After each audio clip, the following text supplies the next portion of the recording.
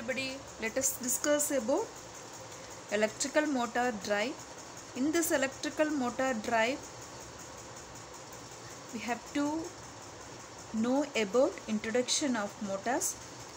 The input to a DC motor is electrical and the output is mechanical rotation or mechanical torque. A DC machines that runs as a motor will also operate as a generator. The motor does the opposite operation to the generator. Simply, electrical energy is input for DC motor, mechanical energy is output for DC motor. Now let us see what kind of principle used for DC motors.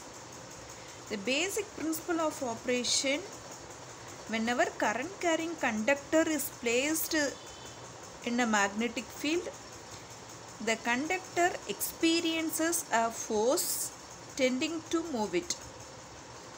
A single conductor placed in a magnetic field, the conductor is excited by separate DC source carrying current in a particular direction. But the field due to the magnetic field of north and south pole has been removed. Here there is no movement of the conductor in the above two conditions. What I told you. The current carrying conductor placed in a magnetic field, the field due to the conductor in the support of main field but opposes the main field below the conductor. Conclusion of this explanation is to increase the flux density into the region directly of the conductor and reduces the flux density in the region directly below the conductor. It is found that the force acts on the conductor trying to push the conductor downwards.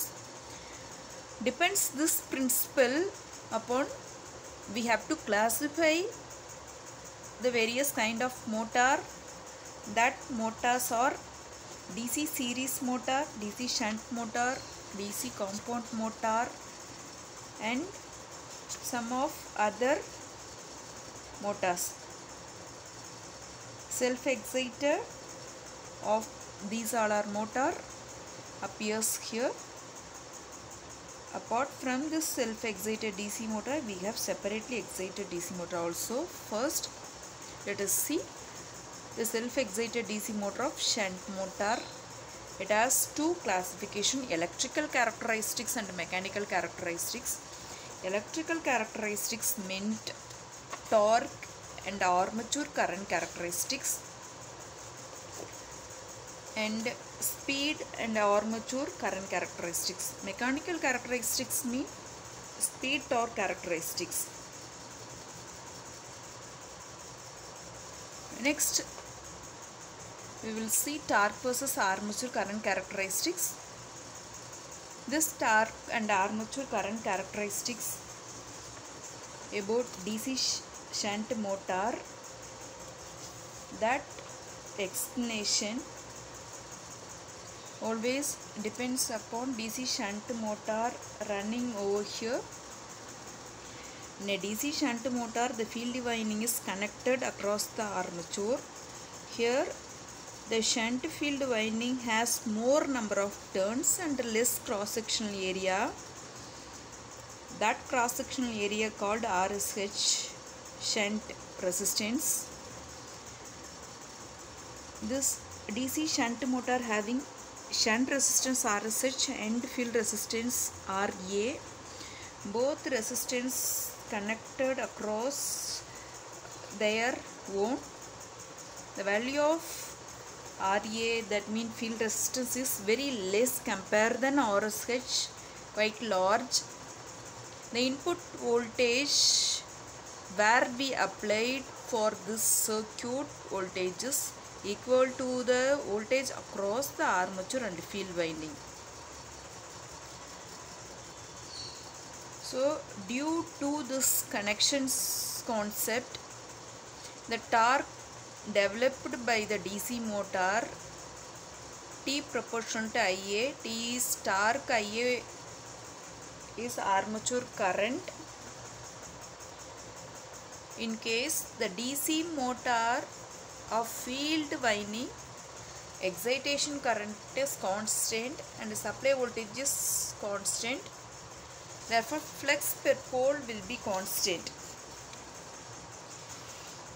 Next, speed armature current characteristics. In this characteristics, while the DC shunt motor running, the DC speed is constant and armature current is also fixed the nominal current. The speed N of a DC motor is always depends the back EMF and flux of DC shunt motor. Both back EMF and flux can have almost constant under normal condition. Therefore, speed of a shunt motor will remain constant as the armature current varies. But both back EMF and flux decreases with increase in load due to the armature resistance drop and armature reaction of it. However, EB decreases slightly. EB in the sense back EMF decreases slightly more than flux. So that the speed of the motor decreases slightly with load.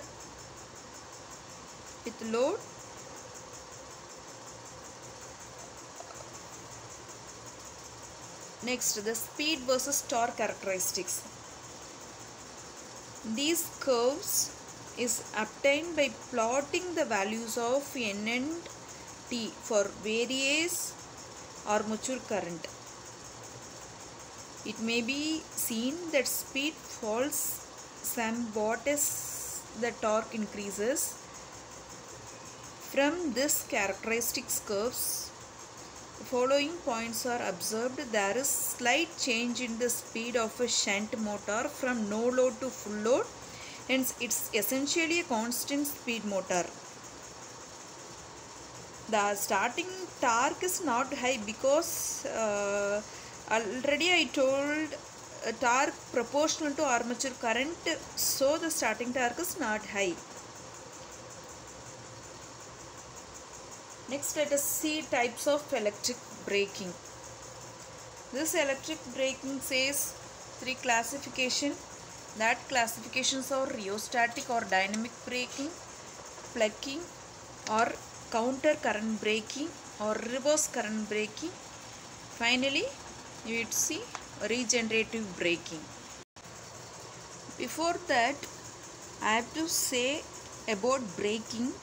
If the load is removed from an electric motor and supply to it be disconnected, it will continue to run for some times due to inertia.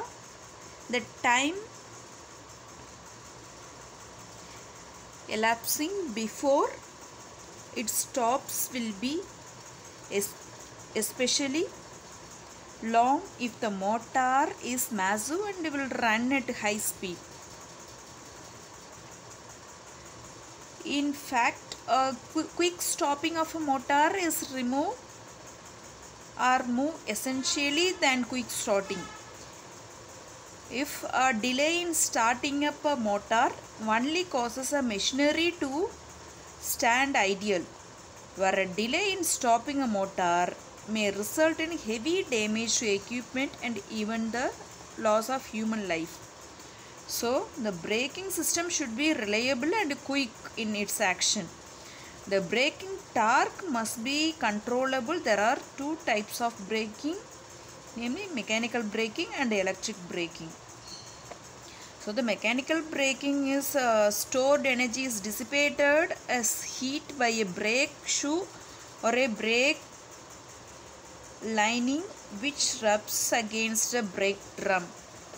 Electrical braking is the stored energy of rotating part is converted into electrical energy and dissipated by the resistance in the form of heat or returned to the supply.